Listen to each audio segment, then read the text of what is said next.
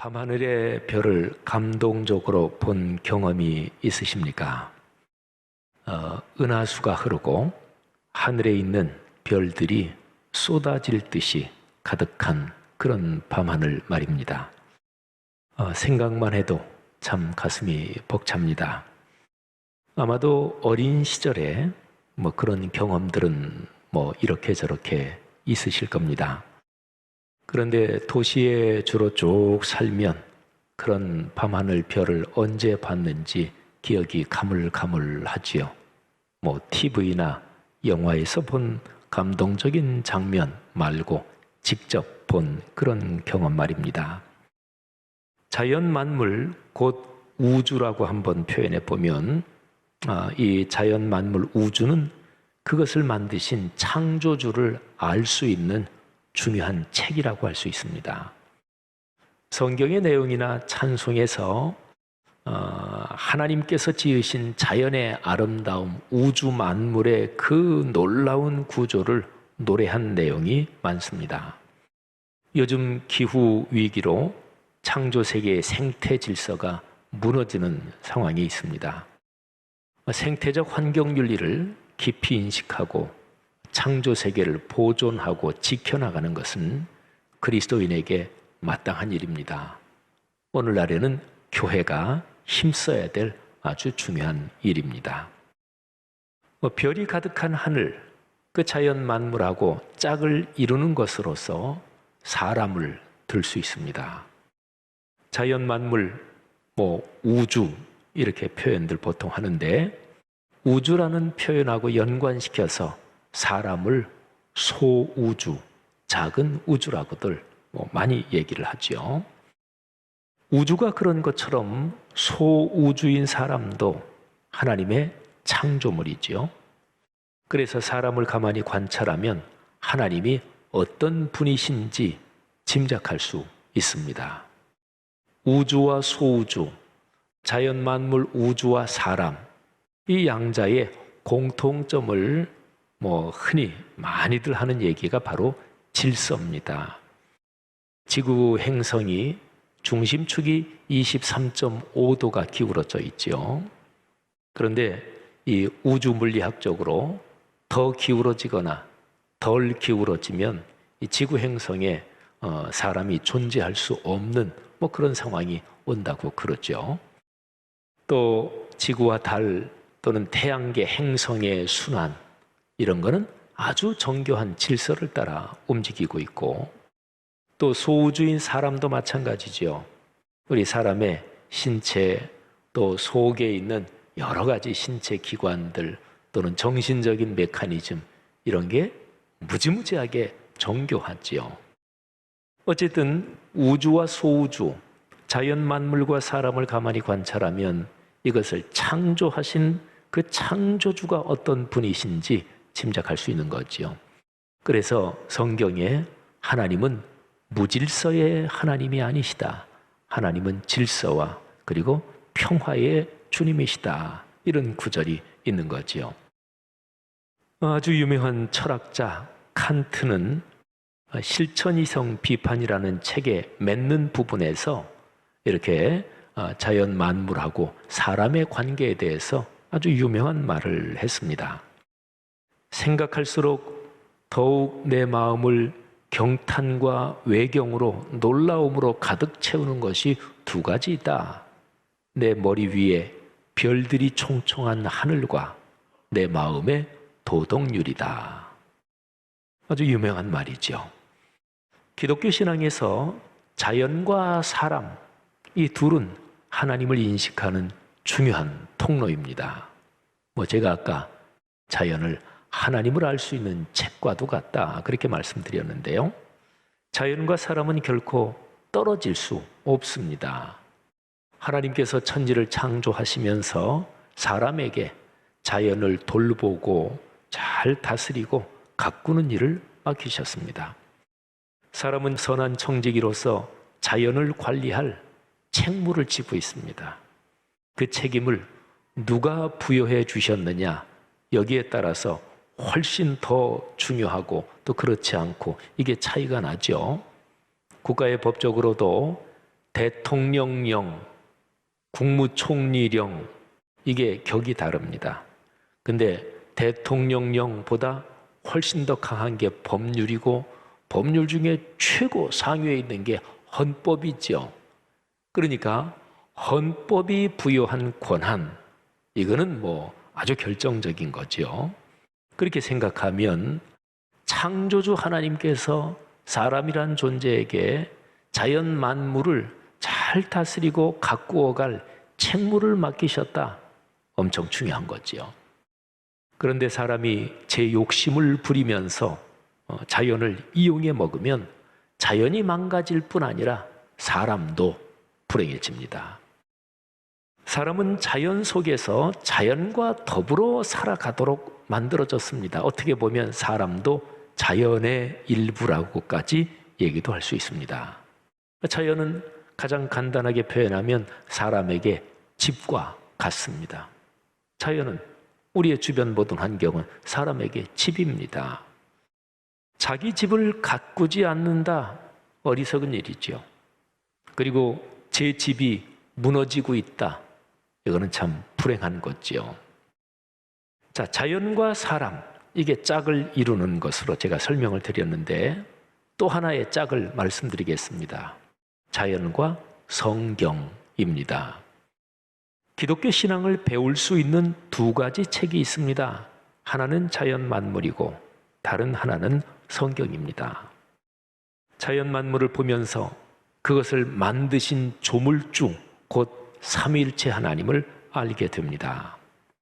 거기에서 하나님을 알게 되니까 비유적으로 말하면 어떤 책을 읽고 책을 통해서 정보를 얻고 지식을 얻는 것처럼 자연 만물을 보면서 창조주가 어떤 분이신가 그거를 알 수 있게 되니까 비유적으로 말하면 자연은, 이 우주 만물은 하나님을 읽을 수 있는 책이라고 말할 수 있습니다.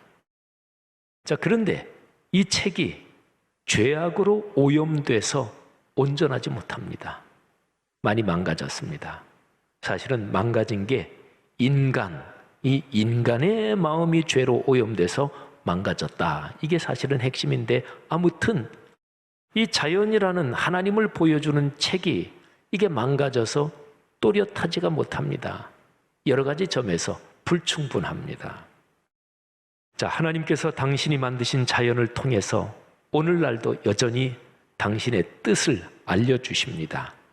그러니까 이 자연이라는 책은 예나 지금이나 하나님을 알려주는 계시입니다.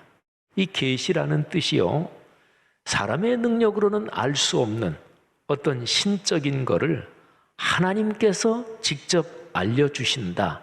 이거를 계시라고 그래요. 그러니까 자연을 통해서 하나님께서 뭐를 알려주시는 거니까 자연 계시라고 부르고, 또는 뭐 해와 달과 또는 아름다운 꽃들과 계절의 변화, 이런 자연 만물, 이거는 누구에게나 다 열려 있잖아요. 일반적으로. 그래서 일반적으로 누구에게나 열려 있다. 그래서 일반 계시, 이렇게도 표현합니다. 자연 계시, 일반 계시, 뭐 같은 말이죠. 그런데 말씀드린 것처럼 이 자연 계시는 이게 인간의 죄 때문에 이렇게 저렇게 망가져가지고 하나님을 알려주는데 충분하지 못합니다.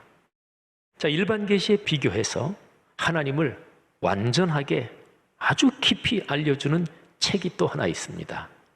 성경, 66권 성경입니다. 성경은 유일하고 완결된 삼위일체 하나님의 계시입니다. 그리고 이거를 특별 계시라고 그래요. 자, 자연 계시, 일반 계시, 요거하고 비교해서 특별 계시. 왜 특별이란 단어를 붙였냐면 특별한 방법을 통해서 하나님께서 당신을 알려주시니까, 그래서 특별 계시라고 표현합니다. 자, 특별한 방법이 무엇일까요? 하나님께서 당신의 아들 독생자 예수 그리스도를 세상에 보내셔서 십자가에 달려 돌아가게 하심으로써 하나님의 사랑, 하나님의 섭리를 보여주신 거예요. 십자가 사건, 아주 특별한 사건이지요. 그래서 특별 계시라고 그럽니다. 예수 그리스도께서 십자가에 달려 돌아가시고 사흘 만에 부활하신 것, 그분이 승천하시고 성령 하나님께서 오셔서 이 복음이 온 세상에 전해지는 것, 이것이 바로 특별 계시의 중심이요 심장입니다. 자, 두 가지 책, 자연의 책과 성경의 책, 이 두 가지 책을 통해서 사람은 하나님을 알게 됩니다. 자연의 책으로서 사람은 창조주가 계시구나, 이거를 깨닫게 되고, 또 어렴풋이 완전하지는 못하지만 그분을 알아갑니다. 그런데 결정적으로는 66권 성경책을 통해서 창조와 구원의 주님을 만납니다. 주님을 만나고 그리고 나서도 계속해서 주님의 손을 붙잡고 인생 여정을 걸어가는 그 과정, 그것도 또 66권 성경책, 이거로서 가능해지는 거죠. 우리 그리스도인에게 잘 알려진 유명한 구절이 있죠. 마태복음 28장 마지막 부분에 있는 내용, 이거를 영어로 표현으로 The Great Commission, 그러니까 하나님께서, 주님께서 우리에게 주신 가장 위대하고 가장 중요한 명령, 사명이다, 그런 표현이죠. 그런데 마태복음 28장 18절부터 20절에 있는 이 내용이 제가 지금 말씀드린 바로 그거를 말하고 있는 거예요. 그러니까 하나님의 거룩한 말씀을 통해서 삼위일체 하나님을 알고 또 그 삼위일체 하나님을 아는 그 지식을 가지고 행복하게 인생길을 걸어가며 그거를 땅끝까지 전한다, 그 내용입니다. 한번 들어보십시오.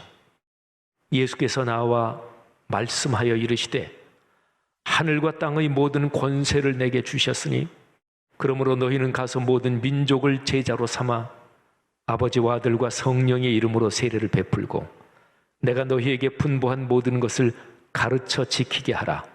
볼지어다 내가 세상 끝날까지 너희와 항상 함께 있으리라 하시니라. 아멘. 워낙 유명한 구절이고 또 우리 한국교회의 한 몇십 년 역사를 쭉 보면 대학생 선교회 CCC의 사역을 통해서 이 구절이 특별히 젊은이들, 성도들에게 많이 퍼졌지요. 가서 제자 삼으라, 이런 그 유명한 찬송과 함께 말이죠. 자, 여러분, 제가 지금까지 두 쌍의 조합을 말씀드렸어요. 자연과 사람, 그리고 자연의 책과 성경의 책. 근데 두 쌍의 조합에 자연은 공통적으로 들어가죠. 그러니까 이 두 쌍의 조합에 들어있는 게 모두 세 가지입니다. 자연, 사람, 성경. 자연과 사람, 하나님의 피조물이죠. 성경, 하나님의 말씀이죠.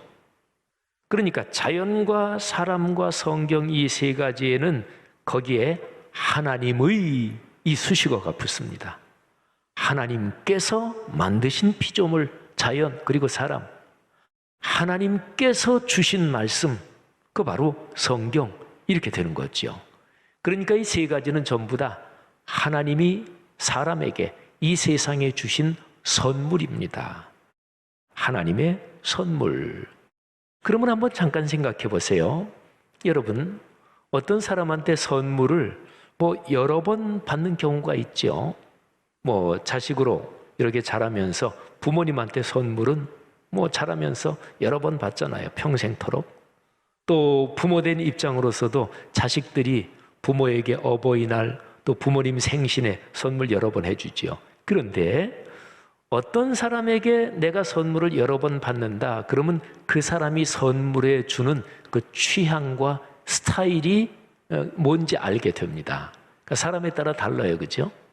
어떤 사람은 굉장히 감성적인 선물을 그렇게 잘 하시는 그런 분이 있어요. 포장이나 이런 것도 그렇고. 어떤 사람은 또 주로 그냥 객관적으로 꼭 필요한 물건 위주로 선물해 주시는 분도 있고. 그러니까 선물에는 그 사람의 취향, 또 그 사람의 스타일, 또 더 깊게 들어가면 그 사람의 삶의 철학, 이런 게 사실은 다 담겨 있는 거예요. 그러니까 선물을 보면 그분을 어느 정도 알 수 있습니다. 마찬가지입니다. 하나님의 선물에서는 하나님을 알 수 있습니다. 자, 세 가지. 자연, 사람, 성경. 이 세 가지를 모두 하나님을 알 수 있는 책이라고 말할 수가 있습니다. 자, 그런데 이미 말씀드린 것처럼 이 세 가지 중에서 결정적인 것은 성경책입니다.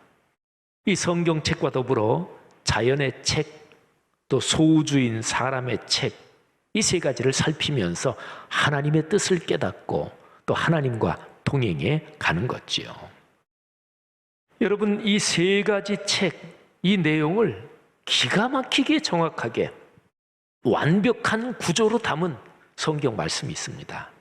그러니까 자연, 성경, 사람 이 세 가지를 완결된 구조로 담은 말씀이 시편 19편입니다. 이 시편 19편은 딱 세 덩어리로 나눌 수가 있습니다. 제일 처음에는 자연의 책에 대해서, 두 번째는 말씀의 책에 대해서, 세 번째는 사람의 책에 대해서 아주 구조가 정확합니다. 이 책의 이 시편에서는요, 처음에는 먼저 하나님께서 창조하신 자연 만물이 얼마나 아름답고 그 구조와 법칙이 얼마나 놀라운지를 노래하고 찬양합니다. 1절부터 6절까지예요. 바로 이어서 이 자연의 책, 자연을 통해서 하나님이 알려주시는 게 놀랍고 감격스럽지만 그거하고 비교도 안 될 정도로 명확하게 직접적으로 하나님께서 당신을 드러내 주시고 알려주시는 게 말씀의 책이거든요. 그래서 바로 이어서 율법, 곧 하나님의 말씀을 찬양합니다. 그게 7절부터 10절입니다. 그리고 마지막으로 거룩한 말씀을 가지고 사람을 깊이 성찰하고 사람의 마음과 영혼을 깊이 성찰하면서 내가 주님의 뜻대로 살기를 원합니다. 내 마음과 영혼과 내 입의 말과 내 삶 전체가 주님 기쁘신 그런 모습이 되게 하옵소서. 그게 바로 이제 마지막 덩어리 11절부터 14절입니다. 참 19편, 20편은 놀랍습니다. 시편에 다른 거에도 놀라운 말씀이 많고 성경 66권 전체가 그렇지만 제가 말씀드린 세 가지 책, 이 묵상을 하면 시편 19편은 참으로 경탄할 만한 위대한 말씀입니다. 자, 세 부분을 한번 차례로 보죠. 먼저 첫 번째 부분, 자연의 책입니다. 제가 먼저 1절부터 6절을 낭독해 드리겠습니다. 하늘이 하나님의 영광을 선포하고 궁창이 그의 손으로 하신 일을 나타내는도다. 날은 날에게 말하고 밤은 밤에게 지식을 전하니 언어도 없고 말씀도 없으며 들리는 소리도 없으나 그의 소리가 온 땅에 통하고 그의 말씀이 세상 끝까지 이르도다. 하나님이 해를 위하여 하늘의 장막을 베푸셨도다. 해는 그의 신방에서 나오는 신랑과 같고 그의 길을 달리기 기뻐하는 장사 같아서 하늘 이 끝에서 나와서 하늘 저 끝까지 운행하며 그의 열기에서 피할 자가 없도다. 아멘. 성도 여러분, 삶의 여정을 걸어가면서 하나님께서 만드신 세상을 기뻐하며 그 아름다움을 마음껏 누리시기를 축복합니다. 자연에 관한 경탄이 없는 것처럼 불쌍한 일이 없습니다. 여러분, 사람들 중에서 자연, 만물, 또 하늘의 별 이런 거를 사랑하는 사람, 그런 것에서 감동을 받고 사는 사람들은 기본적으로 훌륭합니다. 기본적으로 인품이 아주 훌륭하고 존경받을 만합니다. 생각해 보세요. 별을 보고 감동을 받고 이 부는 바람에서 행복하고 아침에 뜨는 해와 또는 저녁에 지는 노을을 보면서 참 마음에 이런저런 감동을 받는 사람이 거칠고 독하고 악할까요? 그러지 않습니다. 그러지 않습니다. 어제 그제는 집사람하고 잠깐 좀 해가 진 다음에 산책 좀 하느라고 이렇게 나왔는데 그런데 광나루로 그 길 거기에서 저쪽에 서편에 해지는 쪽을 보는데 그렇게 붉을 수가 없어요. 너무너무 감동적이더라고요. 여러분, 사람이 만든 도시의 아름다움, 사람이 만든 예술 작품이나 건축이나 이런 것도 참 멋지죠. 그런데 그런 게 제 아무리 아름다워도 거기에 자연이 들어가야 그게 완성이 됩니다. 어떤 집이 있습니다. 그런데 집이 참 고급 자재로 지어졌고 집도 대단히 비싸고 그렇다. 그런데 그 집에서는 온통 건물, 시멘트밖에 안 보인다. 창문, 어느 창문을 봐도 다 그냥 삭막한 그런 장면밖에 안 보인다. 그 집은 별로 좋은 집 아니죠? 그런데 집이 비싼 집이 아니더라도 딱 집에서 아침 해가 떠오르는 것을 보고 저녁 노을이 지는 모습을 보고 또 집에 바람이 통하면서 이게 공기 순환이 되면서 집 안에서도 창문 열어놓으면 맞바람이 쳐서 바람을 느끼고 그 집이 좋은 집이고 행복한 집입니다.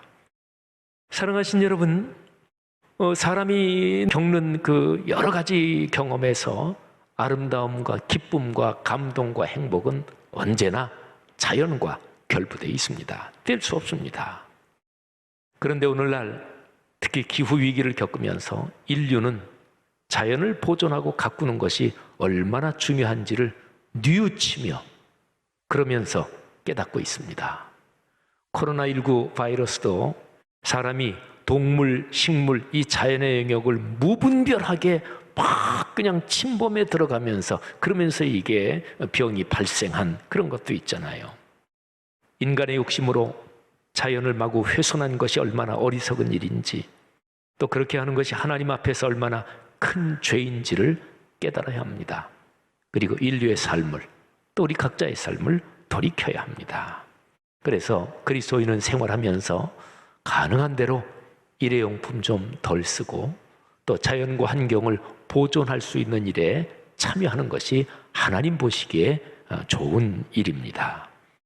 자, 시편 19편에서 두 번째 부분 말씀의 책입니다. 7절부터 10절을 제가 낭송해 드리겠습니다. 여호와의 율법은 완전하여 영혼을 소성시키며 여호와의 증거는 확실하여 우둔한 자를 지혜롭게 하며 여호와의 교훈은 정직하여 마음을 기쁘게 하고 여호와의 계명은 순결하여 눈을 밝게 하시도다. 여호와를 경외하는 도는 정결하여 영원까지 이르고 여호와의 법도 진실하여 다 의로우니 금 곧 많은 순금보다 더 사모할 것이며 꿀과 송이꿀보다 더 달도다. 아멘. 여러분, 성경 말씀으로 병든 영혼이 건강해지고 복음의 말씀으로 죽은 영혼이 삽니다. 거룩한 말씀을 읽고 묵상하면서 정신의 품위가 성숙하고 몸도 건강해집니다. 사람은요, 성서의 말씀에서 근본적으로 지혜, 용기, 겸손, 사랑, 삶에서 보석 같은 것들을 근본적으로 성서의 말씀에서 배웁니다. 말씀을 깊이 알아갈수록 그 맛은 송이꿀보다 더 달고 그 가치는 순금보다 더 귀합니다.